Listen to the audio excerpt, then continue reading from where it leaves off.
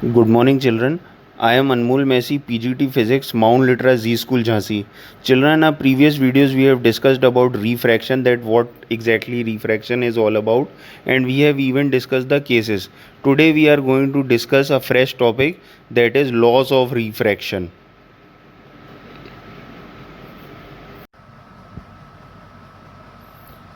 So, children, today we are going to start with a fresh topic, which is laws of refraction.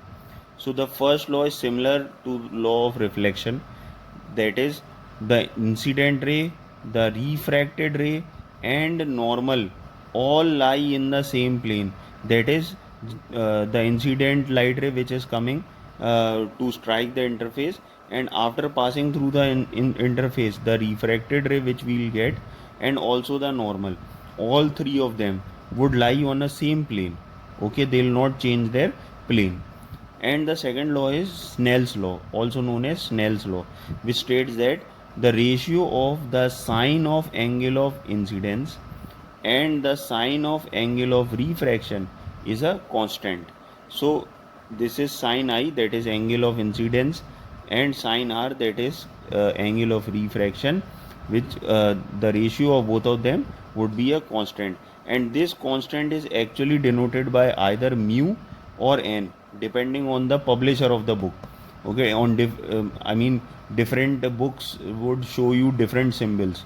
Okay, like in NCRT you will find n, but in some refreshers you will find mu as the symbol. So I have written both the symbols. Whichever symbol you want, you can use it. Okay, so the constant is a symbol which is mu or n, and this is actually known as refractive index. Okay, refractive index. Now what is refractive index, that we'll discuss in another topic. So children, our new heading is refractive index, and the symbol I have also written in brackets, either mu or n. So we have taken a small case. We have just shown a light ray which is coming from a certain medium which is considered as medium 1, and it is entering another medium which is medium 2. When it was coming, the velocity of light was v1, because it's a separate medium. But as soon as it enters another medium, the velocity would definitely change.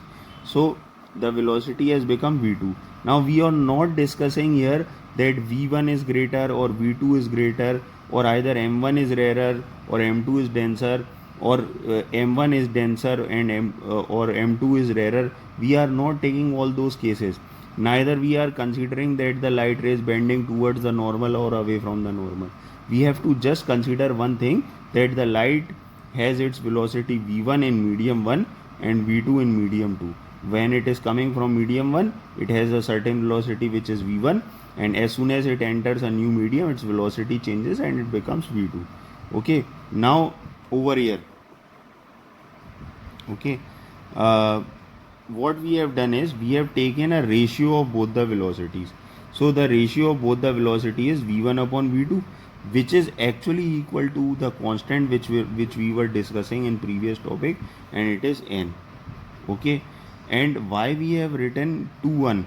So this 2 1 is actually denoting that the light is entering from which medium to which medium. So over here the light ray is entering from medium 1 to medium 2, so we have written there 2 1.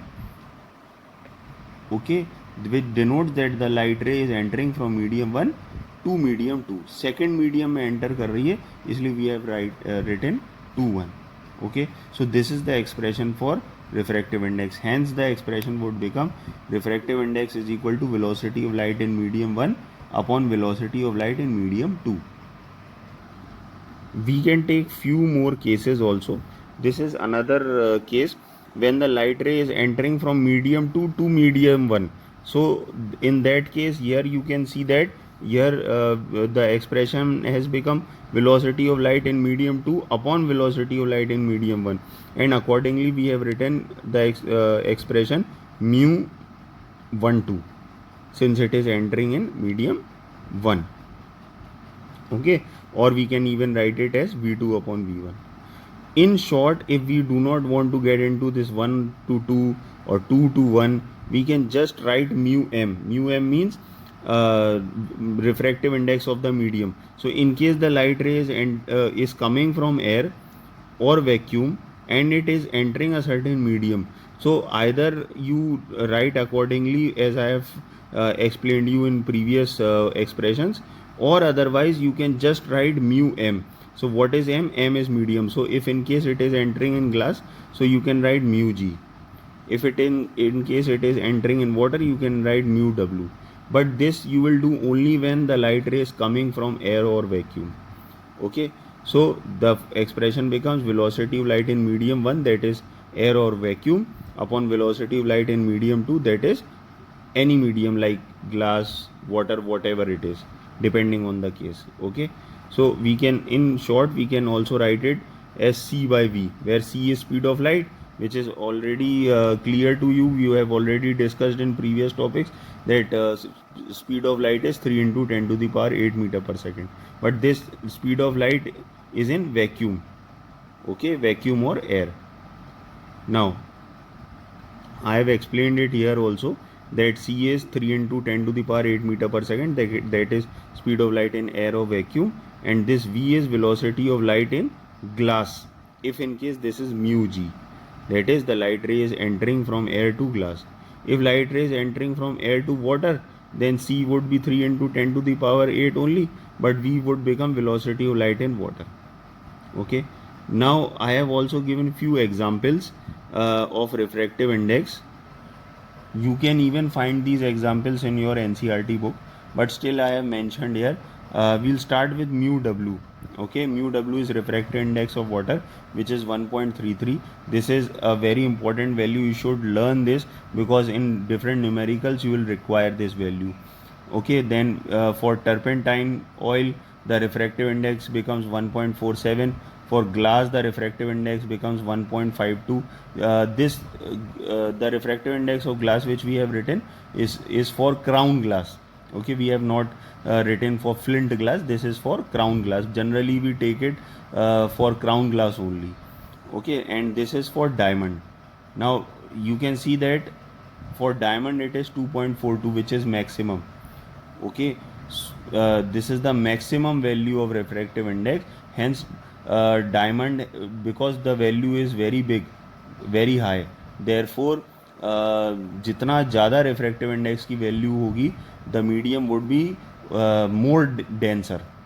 जैसे अगर हमारे पास दो substance हैं, दो medium हैं, medium one has refractive index 1.2 and the other one has refractive index of 2.2. So जिसकी रिफ्रैक्टिव इंडेक्स ज़्यादा होगी, that medium would be more denser. Hence you already know that diamond is the hardest known substance.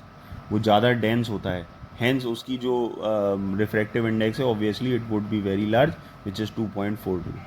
Okay.